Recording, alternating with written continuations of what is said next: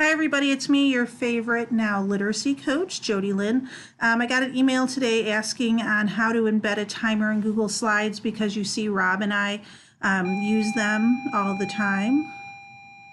Don't mind that bell, I'm in a building. So you have your slide that you want to embed the timer on. You're going to go to Insert, Video. In video, you want to search for the timer that you want. So say that I want a 10-minute timer. I just click 10-minute timer. It pops them up.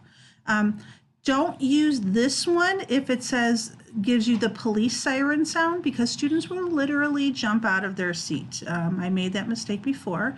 I like the rainbow timer. It makes me happy. So you just click on your timer and hit select. It's going to pop in there, and then you can drag it to be the size of the side that you want. And literally it is that easy to insert a timer.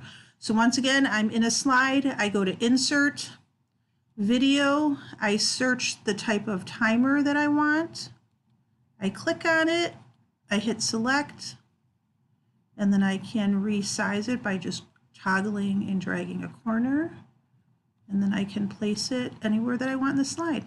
Hope that helps. Thanks for the question today.